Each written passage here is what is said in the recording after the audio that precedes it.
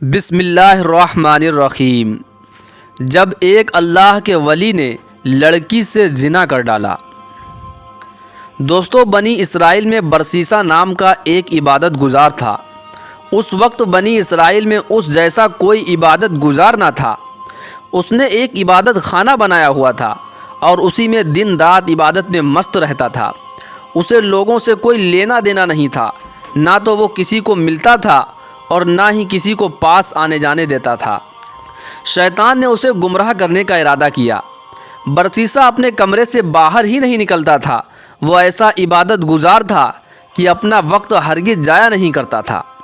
ایک مرتبہ بادشاہ کے ملک پر کسی نے حملہ کیا تو اپنے شہزادوں کے ساتھ دشمن کا مقابلہ کرنے کے لیے تیاری کرنے لگا۔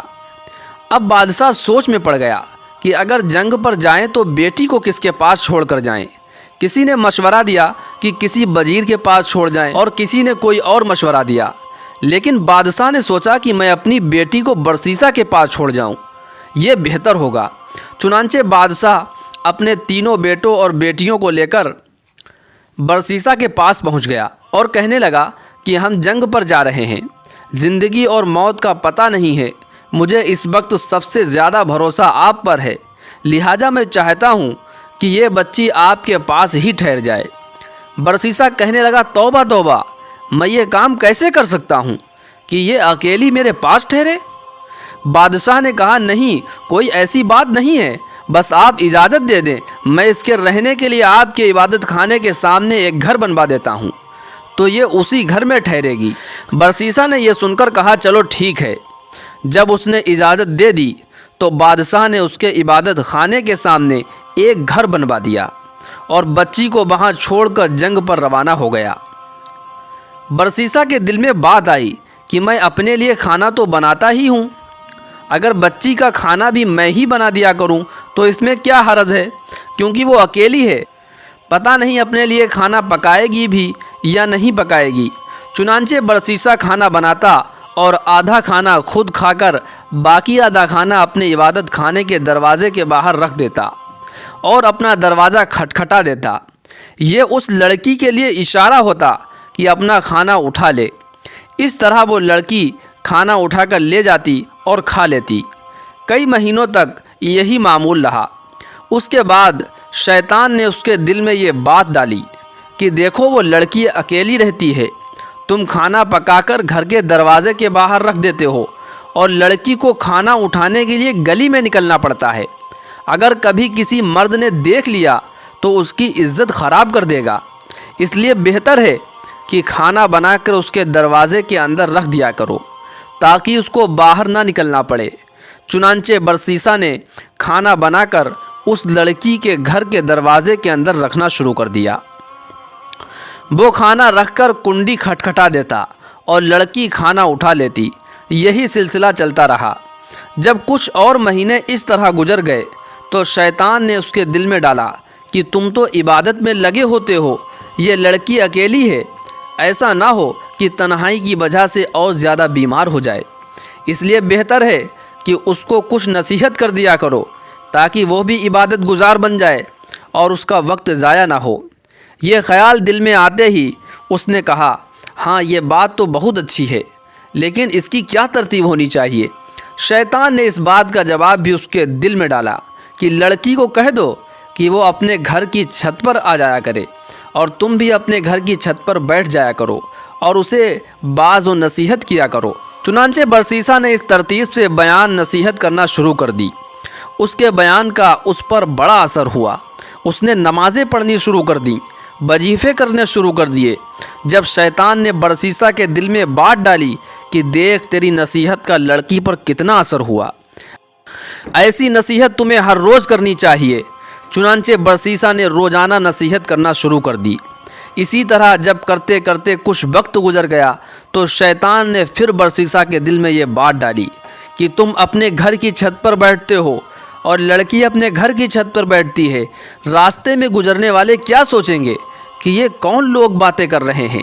اس طرح تو بہت غلط فہمی پیدا ہو جائے گی، اس لیے بہتر ہے कि छत पर बैठकर ऊंची आवाज़ से बात करने के बजाय तुम लड़की के दरवाजे के बाहर खड़े होकर तकरीर करो और वो दरवाजे के अंदर खड़ी होकर सुन ले। पर्दा तो होगा ही। चुनांचे अब इस तरतीब से बयान नसीहत शुरू हो गई और कुछ अरसे तक इसी तरह मामूल रहा। इसके बाद शैतान ने फिर बरसीसा के दिल में ख्याल डाला कि तुम बाहर खड़े होकर तकरीर करते हो, देखने वाले क्या कहेंगे कि ये आदमी पागलों की तरह ऐसे ही बातें कर रहा है। इसलिए अगर तकरीर करनी ही है तो चलो किवाड़ के अंदर खड़े होकर कर लिया करो, लड़की दूर खड़ी होकर सुन लिया करेगी। चुनांचे बरसीसा ने दरवाजे के अंदर खड़े होकर तकरीर करना शुरू कर दी। जब उसने अंदर खड़े होकर तकरीर करना शुरू कर दी तो लड़की ने उसको बताया कि इतनी नमाज़ें पढ़ती हूँ और इतनी इबादत करती हूँ। ये सुनकर उसे बड़ी खुशी हुई कि मेरी बातों का लड़की पर असर हो रहा है।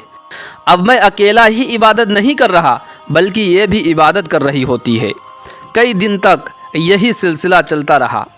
आखिर शैतान ने लड़की के दिल में बरसीसा की मोहब्बत डाल दी और बरसीसा के दिल में लड़की की मोहब्बत डाल दी। चुनांचे लड़की ने कहा कि आप जो खड़े खड़े बयान करते हैं, मैं आपके लिए चारपाई डाल दिया करूंगी, आप उस पर बैठकर बयान कर दें और मैं दूर बैठकर सुन लिया करूंगी। बरसीसा ने कहा, बहुत अच्छा। लड़की ने दरवाजे के करीब चारपाई डाल दी।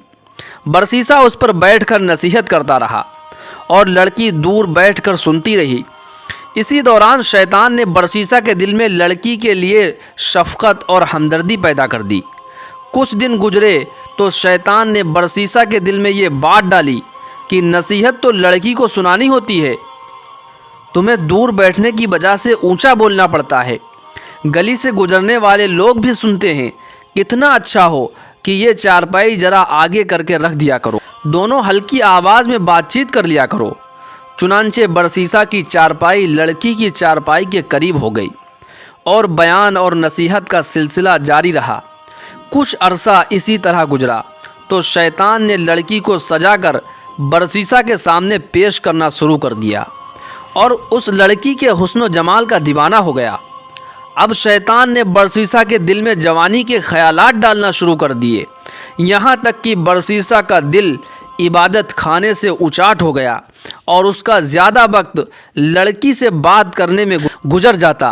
साल गुजर चुका था। शैतान ने अपनी कोशिशें और तेज़ कर दी। चुनांचे उसने बरसीसा के दिल में लड़की का इश्क पैदा कर दिया और लड़की के दिल में बरसीसा का इश्क पैदा कर दिया, यहाँ तक कि दोनों तरफ बराबर की आग सुलग उठी।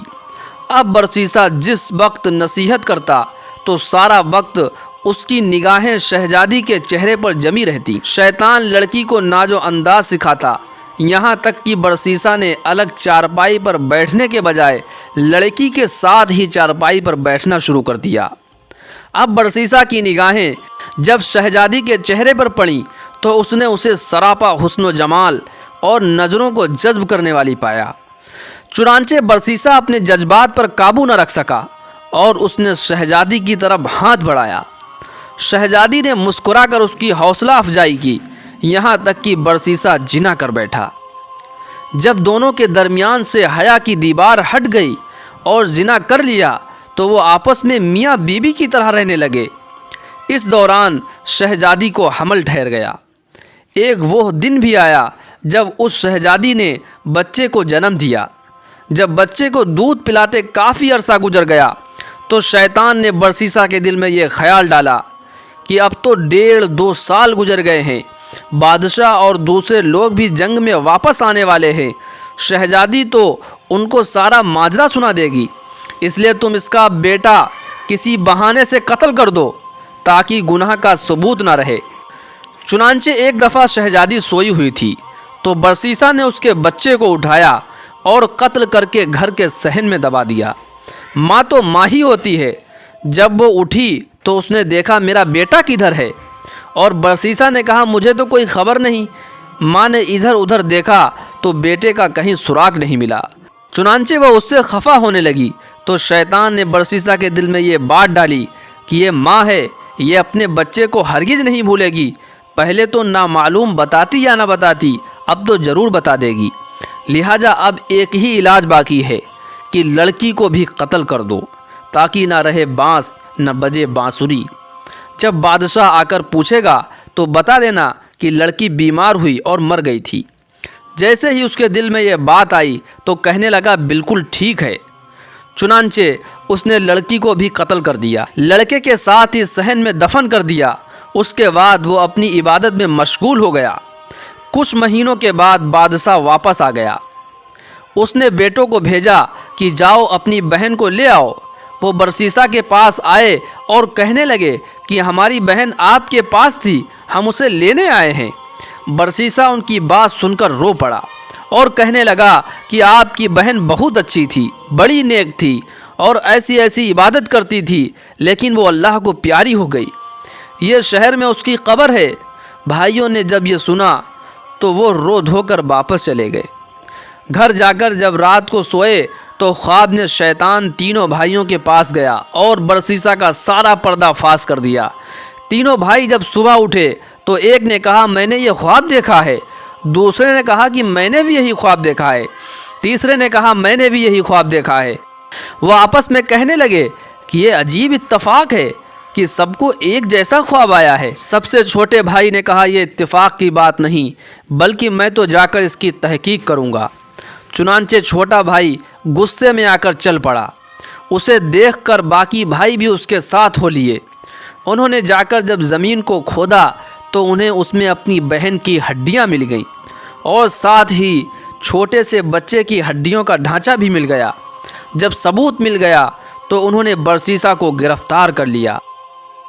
जब काजी के पास ले जाया गया तो उसने काजी के सामने अपने घिनौने और मकरूह फ़ेल का इकरार कर लिया और काजी ने बरसीसा को फांसी देने का हुक्म दे दिया।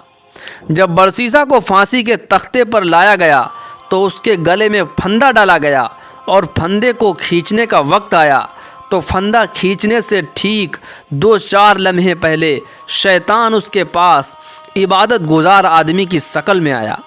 वो उससे कहने लगा मुझे पहचानते हो कि मैं कौन हूँ?